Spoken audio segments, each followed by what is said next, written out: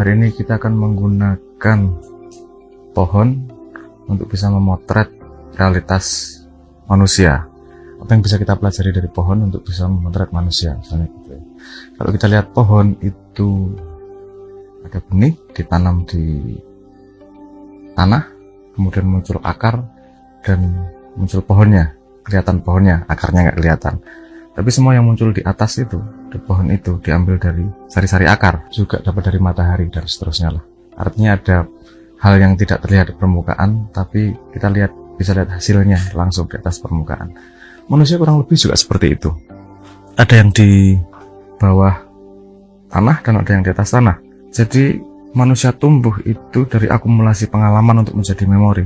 Mungkin ada memori yang kita bawa sejak lahir, seperti memori DNA, seperti memori naluri-naluri yang ada di badan, yang dari bayi sudah ada, mungkin ada seperti itu. Tapi kebanyakan juga kita mengakumulasi pengalaman untuk kemudian menumbuhkan manusianya yang di atas tanah itu. Jadi pengalaman itu seperti akar dari pohon tersebut.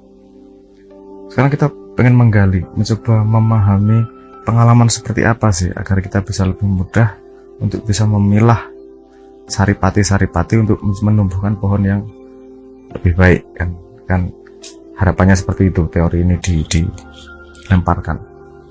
Nah, manusia sendiri, sepemahaman saya, memiliki tiga jenis pengalaman yang berbeda. Pertama, pengalaman fisik, physical experience, pengalaman yang dialami oleh wadak.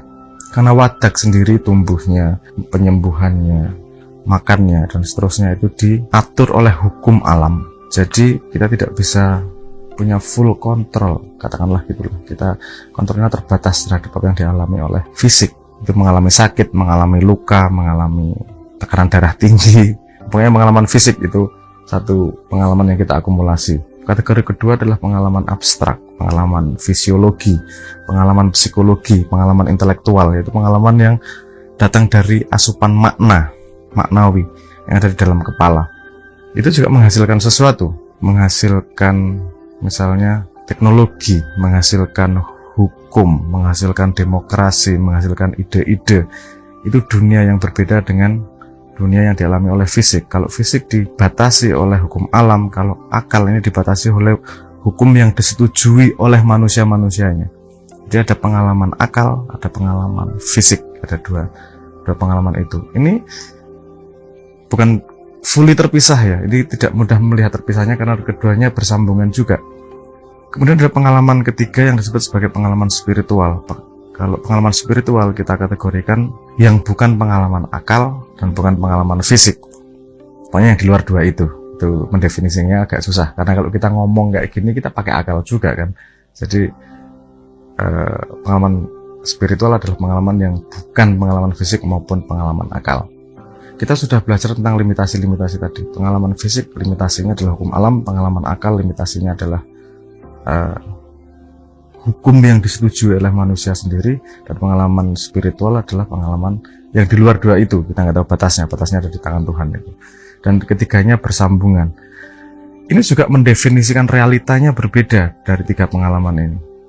Kalau pengalaman fisik, realitanya adalah dari mengalami, benar-benar mengalami, itu disebut sebagai fakta. Fakta adalah yang benar-benar dilihat, kejadian yang terjadi secara fisik, itu fakta. Tapi kalau di pengalaman akal itu bisa disebut sebagai realitas yang berbeda dengan fakta. Itu ngomong ada atau tidaknya bukan dari fakta yang terlihat. Gini, kayak pengalaman fisik kan kita ngelihat sendiri kejadian nih, fakta. Oke, berarti itu real. Itu beneran terjadi. Kalau di akal, beneran terjadinya tidak pada yang kita lihat, tapi pada sesuatu yang membuat kita merespon terhadapnya. Karena kalau itu tidak real menurut akal, pasti akal tidak akan meresponnya. Tidak penting untuk akal pasti tidak akan meresponnya. Dua realitas yang agak susah dipisah ini, karena dua-duanya real menurut pengalaman masing-masing. Real yang sebenar-benarnya dipahami adalah ketika yang dipahami oleh pengalaman akal itu sesuai dengan yang dialami oleh pengalaman fisik. Itu baru kita bisa mengatakan real truth, real fakta. Banyak kok pengalaman di kepala yang real kita bereaksi terhadapnya, tapi bukan fakta. Contohnya yang punya pacar dengar bahwa pacarnya sedang diapeli oleh orang lain. Entah fakta, entah tidak. Tapi informasi itu kalau dianggap real sama akal akan bereaksi nih. Menjadi emosi, misalnya jealousy, menjadi panas, menjadi pengen tahu. Nah itu bagaimana itu informasi itu walaupun belum fakta, tapi real di kepala manusia. Nah, ketidakmampuan manusia membedakan antara real dan fakta ini tadi yang membuat kita kadang-kadang sering kisruh. Karena akal itu tidak senang dengan cerita yang tidak lengkap. Dan dia punya kemampuan untuk melengkapi cerita. Walaupun bukan fakta ceritanya, pasti bikin cerita sendiri nih. Misalnya, WA, centang 2 biru, tapi nggak dibales-bales. Faktanya, cuman centang biru nggak dibales. Tapi realitas yang terjadi di kepala itu bisa macam-macam. Ini nggak dibales kenapa ya? Atau karena dia sedang mesra ya? Atau dia udah nggak peduli sama aku ya? Atau mungkin karena kesalahanku yang kemarin sehingga dia sudah tidak mau merespon. Otak bikin cerita story begitu panjang. Kalau kita tidak mampu membedakan fakta sama realitas di kepala ini tadi, kita tidak akan bisa mengontrol reaksi badan secara tepat. Karena susah banget nih, membedakan dua itu sangat tidak mudah. Kita harus mampu membedakan mana cerita yang di fill in the blank, yang diisi oleh kepala, mana yang memang fakta. Salah satu efeknya di sosial media, misalnya di sosial media aja ya, kehidupan sehari-hari manusia, kita tahu cerita sedikit aja, seolah-olah sudah tahu cerita fullnya. Ada orang lari pegang bawa TV, maling itu, jahat itu, atau walaupun faktanya kemungkinan kejadiannya bisa sangat banyak nih. Realitas di kepala, realitas fakta, dan realitas spiritual yang tidak kita bahas itu menjadi asupan untuk pohon ini untuk tumbuh. Kemudian ketika pohon ini tumbuh, dia kemudian punya keputusan untuk bermain di area apa. Kalau pohon bisa bermain di area buah, dia menghasilkan manfaat untuk orang. Dia bermain di area bunga, dia bisa memberikan keindahan, keharuman. Dia bisa bermain di area benalu, yang hidupnya dari orang lain. Dia bisa di area gulma, yang valid secara kehidupan, tapi pada realitas manusia kadang-kadang gulma itu mengganggu karena tumbuhan yang tidak diinginkan oleh manusia, misalnya gitu. Jadi tumbuhan ini bisa memilih area permainannya. Kalau di manusia ada area permainan kekayaan, ada area permainan kekuasaan, ada area permainan kepandaian, ada area mainan apalagi ya, kesolehan dan seterusnya. Walaupun ini bukan pilihan eksklusif, orang bisa bermain lebih dari satu juga bisa. Tapi biasanya memang ada primer permainan yang dia mau masuk ke dalamnya.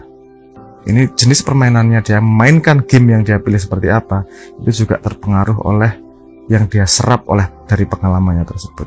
Makanya sepertinya berguna kalau kita bisa membedakan datang dari mana respon kita, datang dari pengalaman akal, dari pengalaman fakta, atau dari pengalaman spiritual.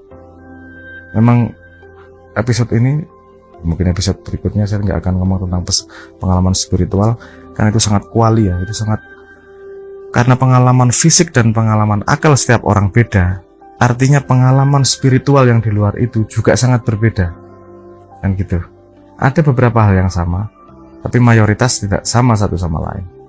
Gitu. Jadi yang bisa kita bahas dengan terbuka adalah pengalaman fisik, karena hampir semua manusia punya fisik, dan kita bisa membahas pengalaman akal, karena hampir semua manusia punya akal. Nah, balik lagi, kita perlu memperhatikan yang akar lakukan. Artinya pengalaman apa yang kita ambil, untuk agar kita bisa mengontrol apa yang tumbuh di atas pohonnya. Dalam tanda petik mengontrol ya, karena tidak semua fully kontrol. Tapi katakanlah di bahasan ini kita kita bisa memilih tumbuhnya seperti apa. Sekali lagi garis bawahnya, dari pohon kita bisa belajar bahwa ada yang kita serap, yang kita olah untuk menjadi tumbuhan yang punya pilihan untuk bermain di area apa. Akarnya tadi, kalau manusia ada 3 pengalaman. Pengalaman fisik yang diatur oleh hukum alam yang bisa kita alami sendiri, yang bisa disebut sebagai fakta. Kemudian ada pengalaman akal yang tidak kalah real, walaupun tidak terjadi secara nyata dalam kehidupan misalnya, tapi itu sangat real di kepala. Bisa digambarkan karena kepala sangat punya kepandaian untuk mengisi cerita. Yang perlu kita lakukan adalah membedakan mana informasi yang fakta, mana yang diisi oleh kepala. Nah, di sini peran bahasa itu kita harus sangat memperhatikan, karena bahasa bisa mengarahkan cerita di dalam kepala akan terjadi seperti apa. Nah, kewaspadaan diri terhadap pengalaman-pengalaman tersebut akan sangat membantu pertumbuhan si pohon atau si manusianya. Semoga kita semua tetap waspada dengan itu. Entah hasilnya seperti apa, paling enggak waspada dan ilik.